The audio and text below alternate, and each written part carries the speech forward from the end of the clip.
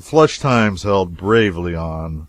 Something over 2 years before, Mr. Goodman and another journeyman printer had borrowed $40 and set out from San Francisco to try their fortunes in the new city of Virginia. They found the Territorial Enterprise, a poverty-stricken weekly journal, gasping for breath and likely to die. They bought it, type, fixtures, goodwill, and all, for $1,000 on long time. The editorial sanctum, newsroom, press room, publication office, bedchamber, parlor, and kitchen were all compressed into one apartment, and it was a small one, too. The editors and printers slept on the floor, a Chinaman did their cooking, and the imposing stone was the general dinner table. But now things were changed. The paper was a great daily, printed by steam. There were 5 editors and 23 compositors. The subscription price was $16 a year. The advertising rates were exorbitant, and the columns crowded. The paper was clearing from $6,000 to $10,000 a month, and the Enterprise building was finished and ready for occupation, a stately fireproof brick. Every day from 5 all the way up to 11 columns of live advertisements were left out or crowded into spasmodic and irregular supplements. The Gould and Curry Company were erecting a monster 100 stamp mill at a cost that ultimately fell little short of $1 million. Gould and Curry stock paid heavy dividends, a rare thing, and an experience confined to the dozen or 15 claims located on the main lead, the Comstock. The superintendent of the Gould and Curry lived rent-free in a fine house, built and furnished by the company. He drove a fine pair of horses which were a present from the company, and his salary was $12,000 a year. The superintendent of another of the great mines traveled in grand state and had a salary of $28,000 a year, and in a lawsuit in after days claimed that he was to have had 1% on the gross yield of the bullion likewise. Money was wonderfully plenty. The trouble was not how to get it, but how to spend it, how to lavish it, get rid of it, squander it. And so it was a happy thing that just at this juncture the news came over the wires that a great United States Sanitary Commission had been formed, and money was wanted for the relief of the wounded sailors and soldiers of the Union languishing in Eastern hospitals. Right on the heels of it came word that San Francisco had responded superbly before the telegram was half a day old. Virginia rose as one man. A sanitary committee was hurriedly organized, and its chairman mounted a vacant cart in C Street and tried to make the clamorous multitude understand that the rest of the committee were flying hither and thither, working with all their might and main, that if the town would only wait an hour, an office would be ready, books opened, and the commission prepared to receive contributions. His voice was drowned and his information lost in a ceaseless roar of cheers and demands that the money be received now. They swore they would not wait. The chairman pleaded and argued, but, deaf to all entreaty, men plowed their way through the throng and rained checks of gold coin into the cart and scurried away for more. Hands clutching money were thrust aloft out of the jam by men who hoped this eloquent appeal would cleave a road through their strugglings. The very Chinamen and Indians caught the excitement and dashed their $50 into the cart without knowing or caring what it was all about. Women plunged into the crowd, trimly attired, fought their way to the cart with their coin, and emerged again by and by with their apparel in a state of hopeless dilapidation. It was the wildest mob Virginia had ever seen, and the most determined and ungovernable. And when at last it abated its fury and dispersed, it had not a penny in its pocket. To use its own phraseology, it came there flush and went away busted. After that, the commission got itself into a systematic working order, and for weeks the contributions flowed into its treasury in a generous stream. Individuals and all sorts of organizations levied upon themselves a regular weekly tax for the Sanitary Fund, and graduated according to their means, and there was not another grand universal outburst till the famous Sanitary flour sack came our way. Its history is peculiar and interesting. A former schoolmate of mine by the name of Ruel Gridley was living in the little city of Austin in the Reese River country at this time, and was the Democratic candidate for mayor. He and the Republican candidate made an agreement that the defeated man should be publicly presented with a 50-pound sack of flour by the successful one, and should carry it home on his shoulder. Gridley was defeated. The new mayor gave him the sack of flour, and he shouldered it and carried it a mile or two from Lower Austin to his home in Upper Austin, attended by a band of music and the whole population. Arrived there, he said he did not need the flour, and asked what the people thought he had better do with it. A voice said, "Sell it to the highest bidder for the benefit of the Sanitary Fund." The suggestion was greeted with a round of applause, and Gridley mounted a dry goods box and assumed the role of auctioneer.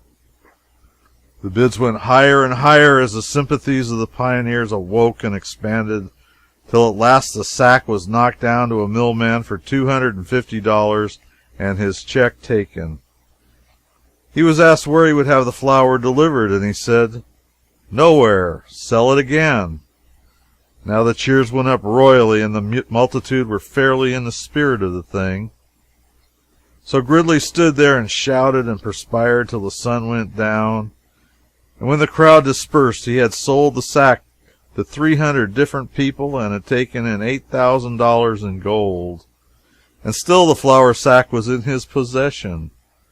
The news came to Virginia, and a telegram came back, "Fetch along your flour sack." 36 hours afterward, Gridley arrived, and an afternoon mass meeting was held in the Opera House, and the auction began. But the sack had come sooner than it was expected, and the people were not thoroughly aroused, and the sale dragged. At nightfall, only $5,000 had been secured, and there was a crestfallen feeling in the community. However, there was no disposition to let the matter rest here and acknowledge vanquishment at the hands of the village of Austin.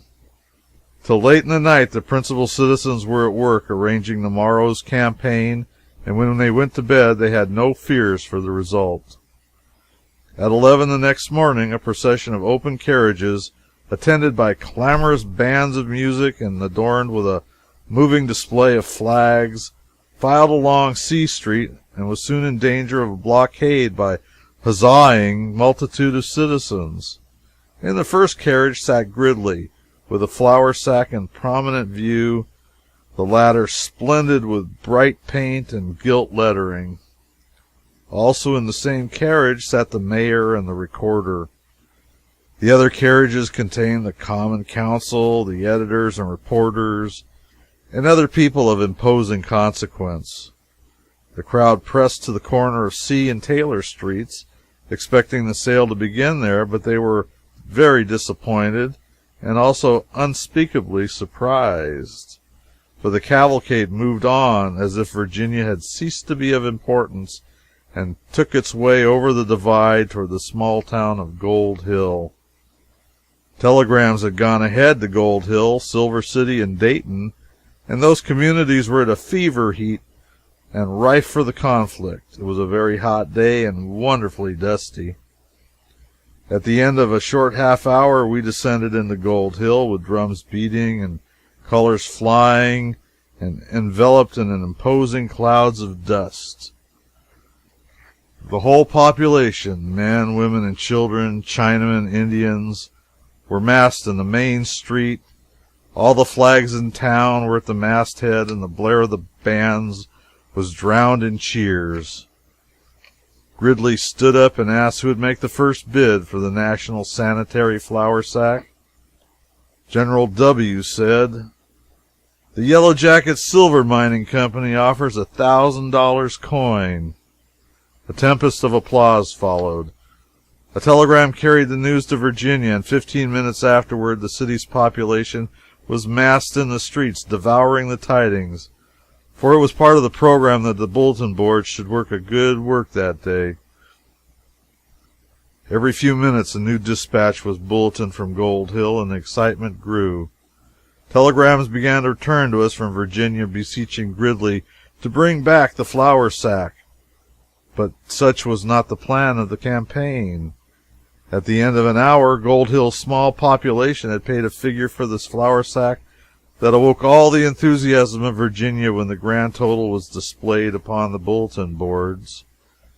Then the Gridley cavalcade moved on, a giant refreshed with new lager beer and plenty of it, for the people brought it to the carriages without waiting to measure it, and within 3 hours more the expedition had carried Silver City and Dayton by storm and was on its way back covered with glory. Every move had been telegraphed and bulletined, and as the procession entered Virginia and filed down C Street at 8:30 in the evening, the town was abroad in the thoroughfares.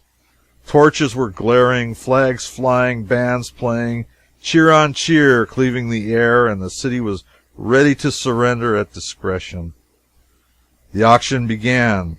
Every bid was greeted with bursts of applause, and at the end of 2 hours and a half, a population of 15,000 souls had paid in coin for a 50-pound sack of flour, a sum equal to $40,000 in greenbacks. It was at a rate in the neighborhood of $3 for each man, woman, and child of the population. The grand total would have been twice as large, but the streets were very narrow, and hundreds who wanted to bid could not get within a block of the stand and could not make themselves heard. These grew tired of waiting, and many of them went home long before the auction was over. This was the greatest day Virginia ever saw, perhaps. Ridley sold the sack in Carson City and several California towns, also in San Francisco. Then he took it east and sold it on 1 or 2 Atlantic cities, I think. I'm not sure of that, but I know he finally carried it to St. Louis, where a monster sanitary fair was being held, and after selling it there for a large sum and helping on the enthusiasm by displaying the portly silver bricks which Nevada's donation had produced, he had the flour baked up into small cakes and retailed them at high prices. It was estimated that when the flour sack's mission was ended, it had been sold for a grand total of $150,000 in greenbacks. This is probably the only instance on record where common family flour brought $3,000 a pound in the public market. It is due to Mr. Gridley's memory to mention that the expenses of this sanitary flour sack expedition of 15,000 miles going and returning were paid in large part, if not entirely, out of his own pocket. The time he gave to it was not less than 3 months. Mr. Gridley was a soldier in the Mexican War and a pioneer Californian. He died at Stockton, California in December 1870, greatly regretted.